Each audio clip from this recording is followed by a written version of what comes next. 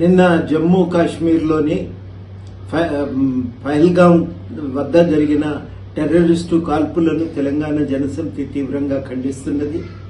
అక్కడ వచ్చినటువంటి పర్యాటకులకు ఏ రాజకీయాలతో సంబంధం లేదు, ఎవరి సమస్యలకు కూడా వాళ్ళు మూల కారణం కాదు. కేవలము అక్కడి ప్రకృతిని ఆస్వాదించడానికి వచ్చినటువంటి వాళ్ళు. అటువంటి వాళ్ళ మీద దాడి చేయటం కంటే ఘోరమైన అన్యాయం మరొకటి లేదు. ఈ దాడిని అందరూ కూడా ప్రజాస్వామికవాదులు, శాంతి కాముకులు అందరూ కూడా తీవ్రంగా ఖండించాలని సందర్భంగా కోరుతున్నా. దీనివల్ల కలిగే ప్రయోజనం కూడా ఏమీ లేదు. ఏ సంబంధము లేని సాధారణ ప్రజలను చంపటం ఏ రాజకీయ లక్ష్యాల సాధన కూడా దోహదపడేటువంటి చర్య కాదు. ఇటువంటి చర్యలను అందరం కూడా ముక్త కంఠంతో ఖండించాలి.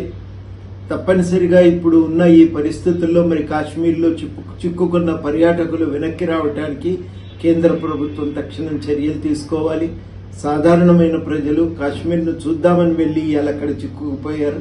వాళ్ళందరూ కూడా ప్రశాంతంగా వెనక్కి తిరిగి రావడానికి కేంద్ర ప్రభుత్వం తగు ప్రయాణ సౌకర్యాలను కల్పించాలని, విమానాలను ఏర్పాటు చేయాలని ఈ సందర్భంగా కోరుతూ టెర్రరిస్టు దాడులను ముక్త కంఠంతో ఖండిద్దాం.